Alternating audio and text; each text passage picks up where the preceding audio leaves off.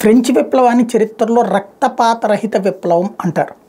అట్లాంటిదే భారతదేశంలో ఒక అయోధ్య రామమందిర నిర్మాణ సమస్య పరిష్కారము, ఒక కాశీలో జరిగినటువంటి పరిణామాలు, ఆలయం ఏదైతే జ్ఞానవాపి మసీదు కింద ఉన్నటువంటి ఆలయం, ఇట్లాంటి వాటి విషయంలో గతంలో కోర్టుల్లో కేసులు పడితే కేంద్ర ప్రభుత్వం ఏమి అడ్డం తిరిగేదంటే, అది కనుక మీరు ఏదైనా విచారణ ప్రారంభిస్తే ముస్లింలు ఫీల్ అవుతారు, రక్తపాతం జరిగిపోతుంది, కాబట్టి దీన్ని పక్కన పెట్టండి. అందుకే అయోధ్య రామ మందిర వివాదం 100 సంవత్సరాల బ్రిటిష్ వాళ్ళ టైం నుంచి ఇప్పటిదాకా అది సమస్య అట్లాగే ఉంటూ వచ్చింది. కానీ నరేంద్ర మోడీ సర్కార్ మీరు తీర్పు ఇవ్వండి, మీరు ఏ తీర్పిస్తే అది అమలు చేస్తాం, రక్తపాతం జరగకుండా చూస్తామని చెప్పింది. సిన్సియర్గా ఆ రోజున తీర్పు ఇచ్చే రోజున దేశవ్యాప్తంగా హై అలర్ట్ ప్రకటించారు. ఎక్కడికక్కడ ముస్లిం పెద్దలకి చెప్పారు, ఇది కోర్టు తీర్పుని ఇద్దరం గౌరవిద్దాం, అనవసరమైన వివాదాలు వద్దు, తరతరాలు మనకి వివాదాలు వద్దని చెప్పారు. అందరూ సంయమనం పాటించారు. చక్కగా అయోధ్యలో భవ్య రామ మందిర నిర్మాణం, శంకుస్థాపన, ప్రారంభోత్సవం అన్నీ జరిగిపోయినాయి ప్రశాంతం కదా. వారణాసి జ్ఞానవాపి మసీదు కింద ఉన్నటువంటి నేలమాళిగలు దానికి సంబంధించి ఇప్పుడు అనేక చోట్ల ఏవైతే ఈ దేశంలో ఆలయాలు ధ్వంసం చేసి మసీదులు కట్టినటువంటి వాటిట్లలో అనేకం ఇప్పుడు భోజశాల లాంటి వాటిట్లో కూడా సర్వేలు జరుగుతున్నాయి కదా. ఎలా సాధ్యమైంది? ప్రభుత్వాలు సిన్సియర్గా ఎఫర్ట్ పెడితే సాధ్యమవుతుంది. అట్లాగే పాక్ ఆక్యుపైడ్ జమ్మూ కాశ్మీర్ కూడా త్వరలో భారత్ వశం కాబోతుందా, అది కూడా యుద్ధమేమీ లేకుండా వశం కాబోతుందా, పాకిస్తానే అప్పగించడానికి సిద్ధం కాబోతుందా, ఇది ఒక సందేహం. ఎందుకు ఇది వచ్చింది అంటే, సౌదీ అరేబియా దగ్గరికి ఇప్పుడు షాబాజ్ షరీఫ్ ఎవరైతే పాకిస్తాన్ ప్రధానమంత్రి వెళ్ళాడు, చెప్ప పట్టుకుని తిరిగేటటువంటి పాకిస్తాన్ ప్రధానమంత్రికి ఆ చెప్పలో అంత ముష్టేసేటటువంటిది సౌదీ అరేబియా మాత్రమే.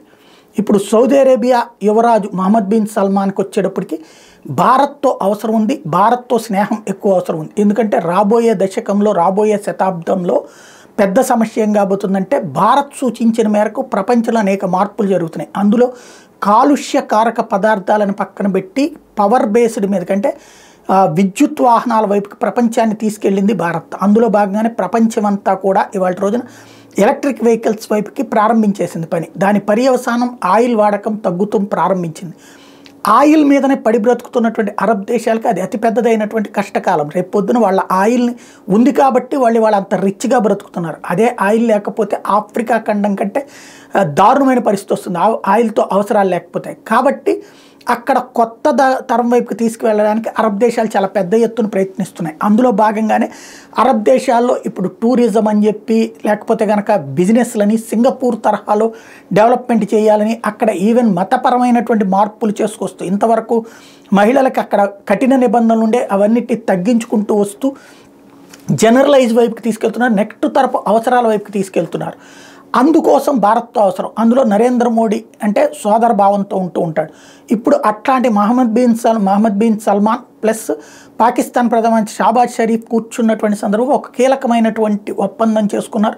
ఇద్దరు బహిరంగ ప్రకటన చేశారు. ఏంటయ్యా అది అంటే, కాశ్మీర్ అంశంలో ఇంతకుముందు ఐక్యరాజ్య సమితి జోక్యం చేసుకోవాలి. ఐక్యరాజ్య సమితి జవహర్లాల్ నెహ్రూ చేసిన ఒక తప్పు వలన ఆ రోజున కాశ్మీర్ అంశాన్ని ఆయన ఐక్యరాజ్య సమితికి తీసుకెళ్ళాడు. ఇప్పుడు ఐక్యరాజ్య సమితి తీర్మానం ఏం చేసేసింది, రెఫరెండం పెట్టాలన్నట్టు.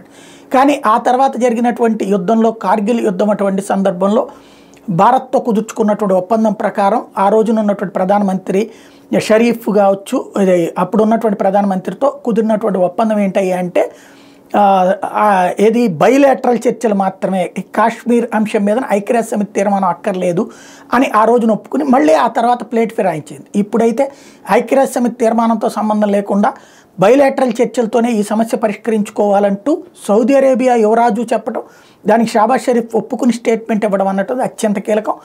భారత్ అంటే ఇక మన ఇద్దరం కూర్చుని మాట్లాడుకోవడం అంటే, అవసరమైతే సౌదీ అరేబియా లాంటి వాళ్ళు మధ్యవర్తులుగా ఉండి ఫైనల్గా పీఓకేని భారత్లోకి కలిపేటటువంటి ప్రక్రియ జరగబోతోందా చూడాల్సి ఉంది.